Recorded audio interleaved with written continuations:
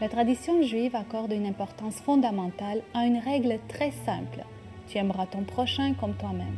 D'ailleurs, Rabbi Akiva, l'un des maîtres les plus importants de la loi judaïque, vivant au IIe siècle, nous démontre que cette règle est placée au milieu du livre de Lévitique, qui lui-même est au milieu des 5 livres qui composent la Torah. Il compare cet emplacement avec l'emplacement du tabernacle au milieu du cortège des Juifs. Et pourtant, cette règle qui était si simple et si importante pour les Juifs n'a été que très mal, ou sinon pas du tout, comprise par le peuple juif. Jusqu'au moment où Jésus est venu vivre au milieu de l'humanité pour en montrer l'exemple. J'aimerais vous souhaiter la bienvenue à l'émission Au fil de l'Évangile, où encore une fois nous allons nous plonger dans un épisode de la vie de Jésus. Et pour cela, nous avons un invité. L'invité d'aujourd'hui, Pasteur Paul Scalier. Bonjour. Pasteur, je vous remercie d'avoir accepté notre invitation. Merci bien. Ça fait 30 ans que vous servez le Seigneur. Qu'est-ce qui vous a motivé de vous diriger dans cette carrière? Si on peut appeler ça une carrière. C'est une longue histoire, ça.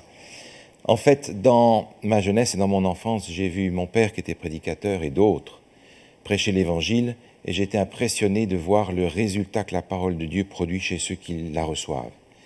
Et j'ai senti que c'était la vocation qui était la mienne de poursuivre cette prédication pour produire le même effet dans la parole, par la parole de Dieu. Alors, merci beaucoup pour le témoignage. Pasteur, quel est le passage que vous nous proposez aujourd'hui? Aujourd'hui, nous allons regarder un passage dans l'Évangile selon Luc au chapitre 10, les versets 25 à 37. C'est la fameuse parabole du bon samaritain. Parfait. Lisons ensemble ce passage avant de commencer l'étude.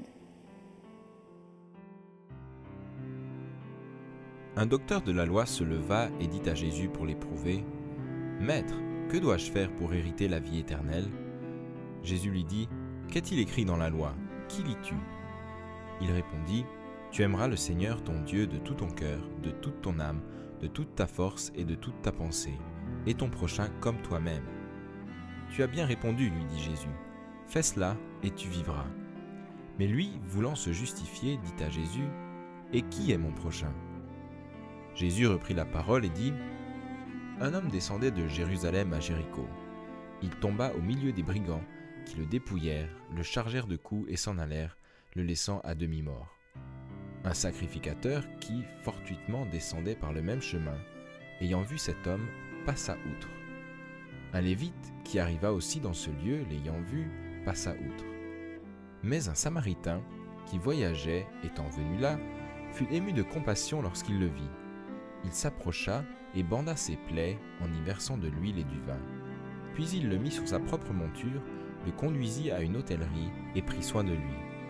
Le lendemain, il tira 2 deniers, les donna à l'hôte et dit « Aie soin de lui, et ce que tu dépenseras de plus, je te le rendrai à mon retour. » Lequel de ces 3 te semble avoir été le prochain de celui qui était tombé au milieu des brigands?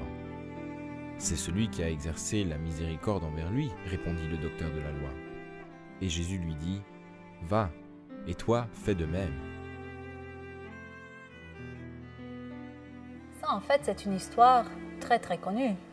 Pouvez-vous nous peindre le tableau en nous mettant un peu dans le contexte et l'ambiance de cette histoire?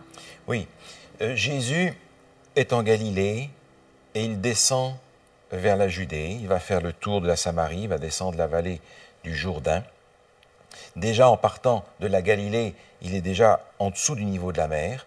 Et il va descendre encore la vallée du Jourdain pour arriver vers la Judée. Il va arriver à Jéricho et le texte nous suggère que cet événement se passe à Jéricho parce que juste après on trouve Jésus à Béthanie.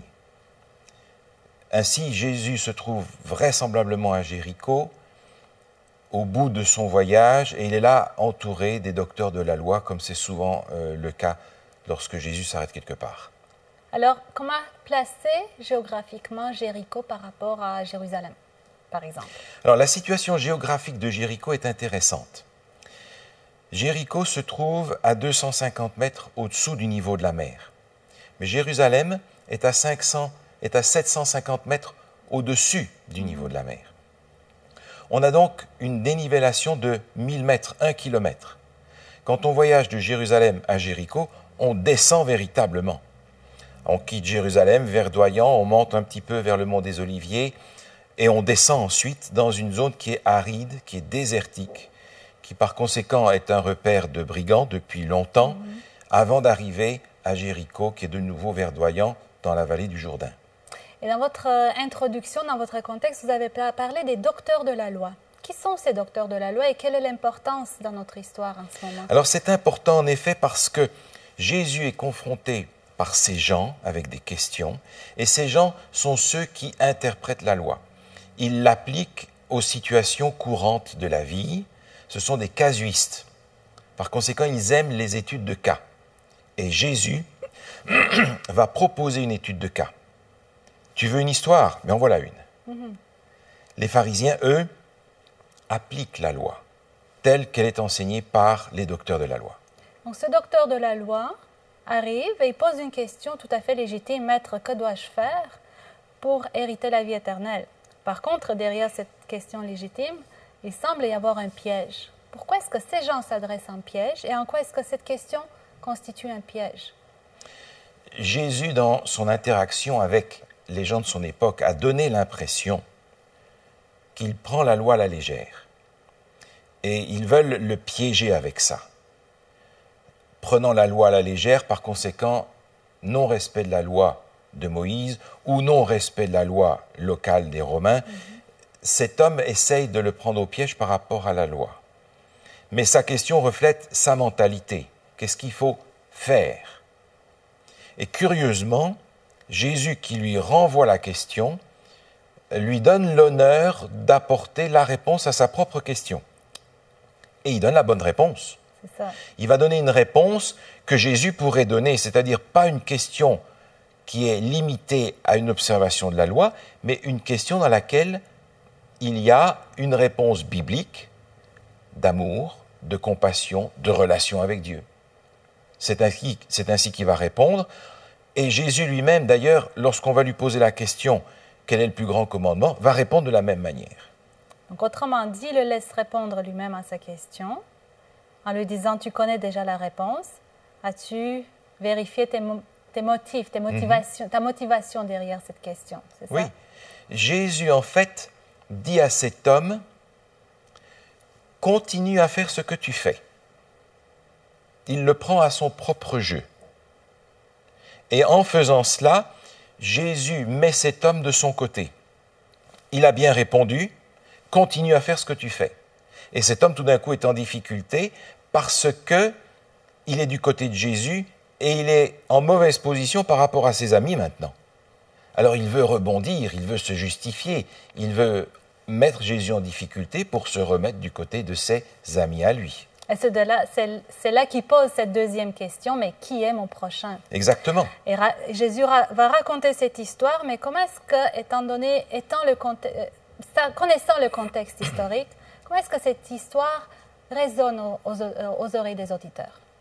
Mais c'est une histoire très simple, c'est une histoire naturelle. C'est un chemin que l'on fait souvent. Les prêtres, les Lévites qui terminent leur service à Jérusalem vont rentrer chez eux. Certains Lévites et sacrificateurs qui sont là ont probablement eux-mêmes vécu cette situation-là. Donc tout est simple et tout est évident dans le début de l'histoire. Jusqu'au moment où Jésus introduit le Samaritain. Et là, rien ne va plus, parce que ce que Jésus fait faire aux Samaritains, aucun Samaritain ne va faire ça pour un Juif. Donc là, cette histoire devient tout à fait anormale, scandaleuse, et c'est là justement qu'a le poids de cette histoire. Alors, finalement, comment est-ce que Jésus définit le prochain? Comment est-ce qu'il explique ce que c'est qu'un prochain?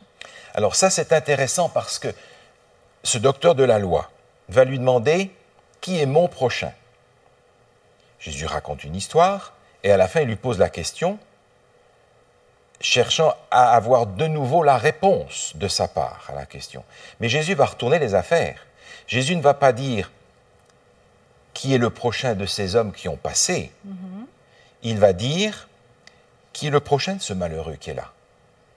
Autrement dit, il va placer ceux qui ont quelque chose à faire en position de responsabilité. D'accord. Maintenant, oui, c'est le débat central de toute la loi judaïque et ils passaient leur temps à débattre qui était mon prochain et qu'est-ce que cela peut signifier. Mais il y a un message principal que Jésus veut passer dans cette histoire. Pouvez-vous nous le dire? Comme ça, on a un message d'ensemble et puis nous... Il y a plusieurs messages que Jésus essaye de faire passer. L'un d'entre eux, c'est de dire « Je n'ai pas observé la loi tant que je ne l'ai pas mise en pratique et vécu selon l'esprit de la loi. » Dans le Nouveau Testament, on a ce texte dans l'Évangile de Jean qui nous dit « L'œuvre de Dieu, c'est que vous croyez en celui qui l'a envoyé. » Croire. Il y a toute cette harmonie entre la foi et l'action. Et d'ailleurs, dans l'épître de Jacques, faisant référence à Abraham, Jacques dit que sa foi a été rendue parfaite par ses œuvres. Ce message d'intégration de la foi et de la pratique est au centre de cette histoire, malgré d'autres leçons que Jésus voudrait enseigner et qu'on verra un peu plus tard. Bien sûr, et Jésus a certainement quelque chose qu'il veut leur enseigner. En introduisant ce Samaritain tout à coup dans l'histoire, pour son temps et pour aujourd'hui. Quel est cet enseignement que Jésus essaie de nous faire passer? Alors oui, le Samaritain dans ce décor, c'est presque l'erreur aux yeux des Juifs, n'est-ce pas? Mais Jésus met là le Samaritain pour leur faire comprendre que, oui, même un Samaritain est capable d'accomplir la loi. Même un Samaritain est capable de vivre la loi. Peut-être qu'il n'en connaît pas le texte ou la théorie, il en connaît au moins la pratique. Et derrière ce Samaritain se trouvent tous les Samaritains du monde que nous sommes, tous ceux qui sont prêts à vivre cette loi dans le concret de leur vie quotidienne, observent cette loi aussi bien que ce Samaritain. Tous, par conséquent, qui observent la loi de cette façon-là, peuvent être sauvés aussi. En fait, Jésus fait de ce Samaritain l'acteur principal de son histoire. Exactement. C'est lui qui sauve le malheureux, c'est lui qui va payer, qui va aller faire une transaction avec une auberge juive. Donc ce Samaritain devient pratiquement un héros aux yeux de ceux qui écoutent l'histoire. Mais derrière cette histoire, quelque peu anormale pour son temps, j'ai l'impression que Jésus a un message un peu plus profond que tout simplement de laisser tomber les préjugés. Qu'est-ce qui se cache derrière, et plus profond dans cette histoire? C'est juste. Les docteurs de la loi essayent, eux, d'être au centre de la situation.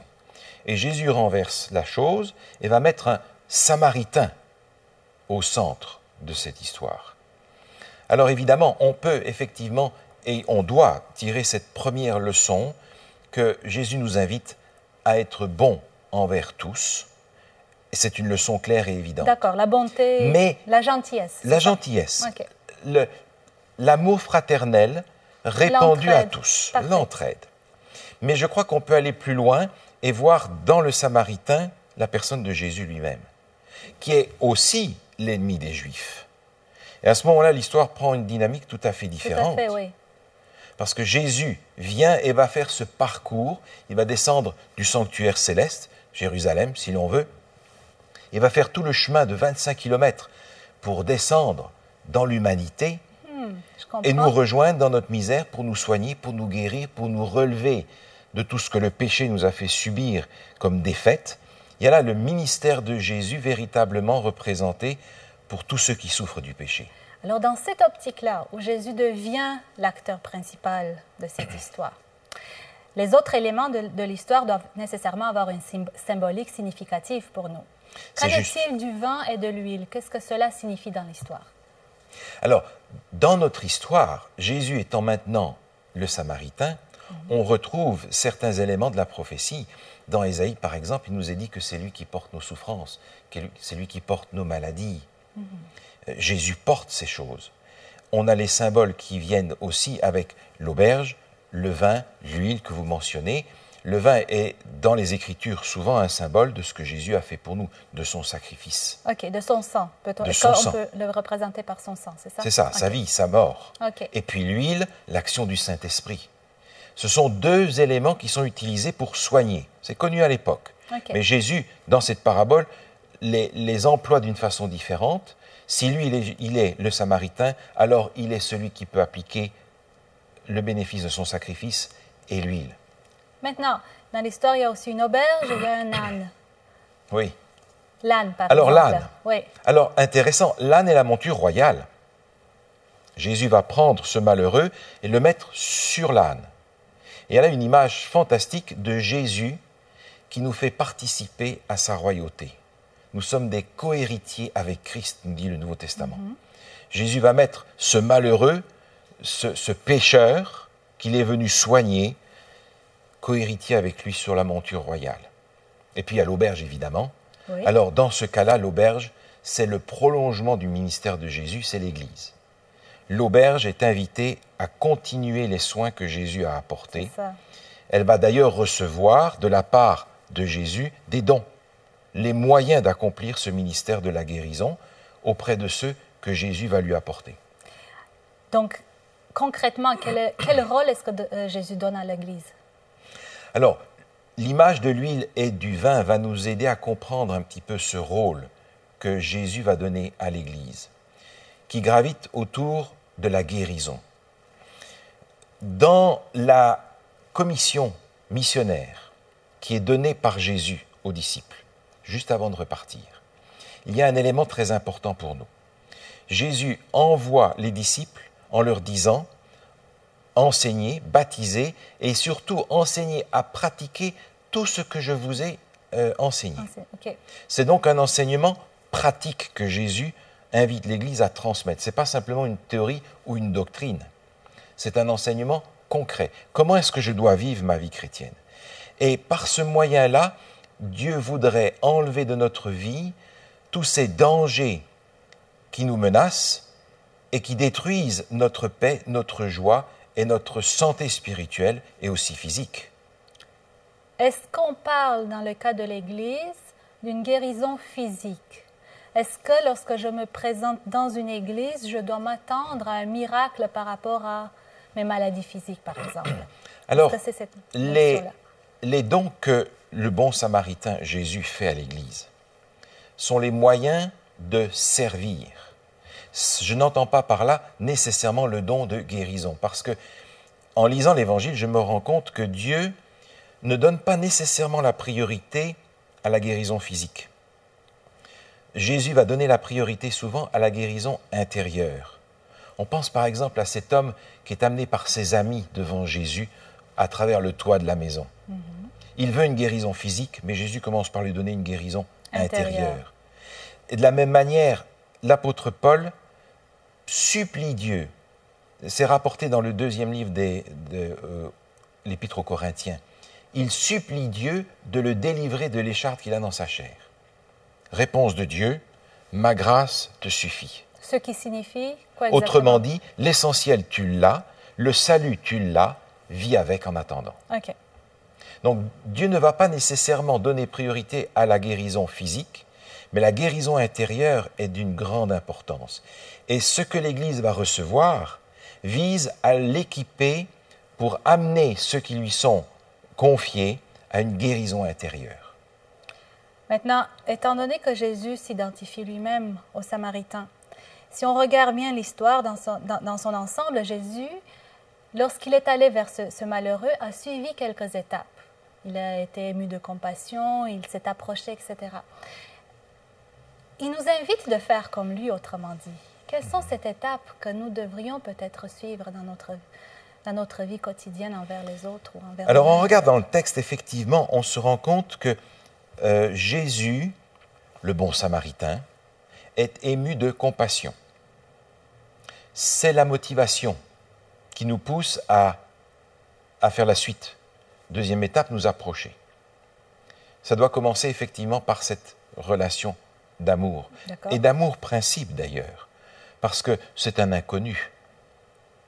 Le bon samaritain, nous l'avons fait bon samaritain, mais cet homme est un inconnu, c'est un juif. Il va agir par principe dans l'histoire que Jésus fabrique.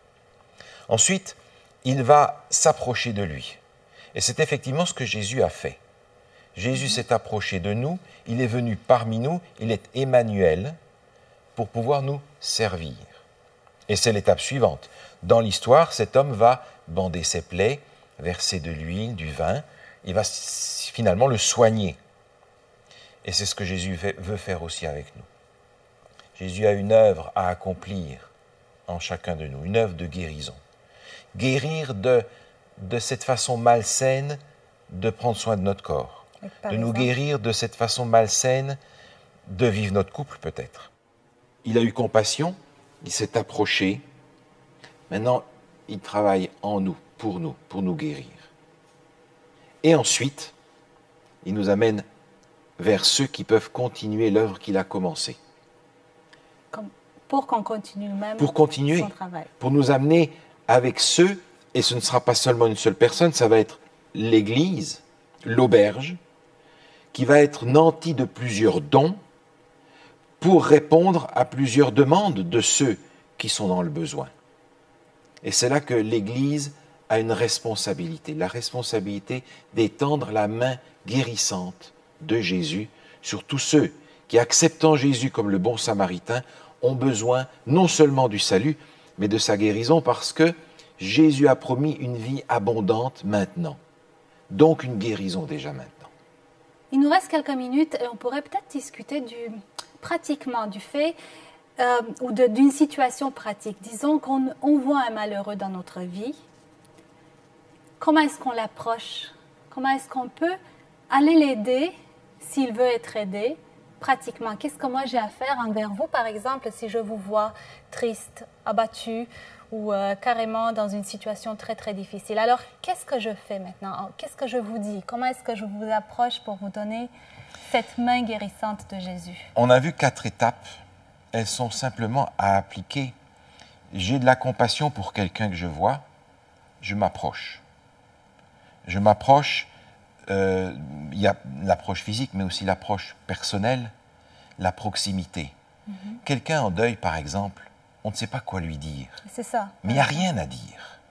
C'est la présence qui est importante. Okay. J'ai besoin d'être là, pour la personne qui est en difficulté. Et souvent, le silence peut transmettre ce que j'ai dans le cœur beaucoup plus qu'une multitude de paroles maladroites. Ensuite, je peux, si c'est réalisable pour la personne, lui apporter des éléments de guérison, suivant la situation dans laquelle elle se trouve. Et dans un autre temps, m'assurer l'assistance d'autres personnes mieux qualifiées que moi, mieux équipées que moi, pour répondre aux besoins spécifiques de cette personne-là. Je m'approche. On s'approche de la personne. Par contre, si jamais on ne ressent pas de compassion, parce qu'on sait que la nature humaine est dégradée, on est devenu égoïste, individualiste, si je ne ressens pas cette compassion, qu'est-ce que je peux faire? Quelle est ma solution pour pouvoir aller avec une compassion? Parce que ça change tout que d'aller envers quelqu'un comme ça parce qu'on doit le faire et de faire versus de faire sentir à la personne que j'ai compassion. C'était le problème des Juifs qui avaient monté un mur étanche entre eux et les Samaritains alors qu'ils étaient demi-frères. En réalité, l'amour que Jésus a exprimé, on pourrait le qualifier d'amour-principe, pas d'abord d'amour-sentiment. Je ne peux pas m'appuyer sur mes sentiments parce qu'ils sont fluctuants. C'est ça. Je vais m'appuyer sur un choix réfléchi, volontaire et personnel, qui va m'amener à agir envers telle personne comme si j'avais les sentiments qui correspondent. Et le Seigneur me donnera la grâce, connaissant cette personne, d'avoir les sentiments qui viennent à la mesure de l'action que j'ai accomplie en premier lieu. Je crois que le Seigneur accomplit ça en nous. Nous n'avons pas en nous cette ressource. C'est ça. C'est quelque chose que je vais demander à Dieu et qui va me donner comme équipement pour remplir le rôle que j'ai en tant que membre de l'auberge, de l'Église. Pasteur, je vous remercie beaucoup d'avoir ouvert nos yeux sur un autre aspect, sur une autre optique de cette histoire et qui pourra peut-être nous aider à justement plonger dans les étapes de Jésus et demander cette compassion et aller vers notre semblable pour l'aider. Je vous remercie beaucoup d'avoir été parmi nous, de nous avoir partagé vos connaissances, vos études personnelles, je suppose. Et puis, merci beaucoup. Quelque temps après la création du monde, alors que tout était parfait et que Adam et Ève jouissaient d'une harmonie parfaite en présence de leur Créateur, Adam décide de quitter la présence de Dieu en désobéissant à ses consignes. Jésus, ému de compassion, s'approche de l'humanité pour guérir les blessures du péché par son sang et par son esprit. J'aimerais vous proposer une réflexion. Pourquoi ne pas vous demander intérieurement qui vous êtes dans cette histoire? Êtes-vous le personnage indifférent? Êtes-vous le bon samaritain? Êtes-vous celui qui est blessé, qui s'est éloigné de la présence de Dieu? Peu importe votre réponse, le bon samaritain a le remède. Il voudrait vous rapprocher de la présence du Père. Si vous aimeriez continuer la méditation par rapport à ce passage que nous venons de lire, nous vous proposons de lire le chapitre du bon samaritain qui se trouve dans le livre Les Paraboles de Jésus. Vous ne possédez pas le livre, mais vous aimeriez en avoir une copie? N'hésitez pas à nous écrire ou nous contacter à l'adresse qui apparaît à l'écran. D'ailleurs, si vous avez des questions, si vous avez des commentaires ou des suggestions, si vous aimeriez nous proposer un passage que vous aimeriez qu'on étudie ensemble, contactez-nous à la même adresse. Je vous remercie d'avoir été parmi nous et ça va me faire un plaisir de vous retrouver la prochaine fois à l'émission Au fil de l'Évangile.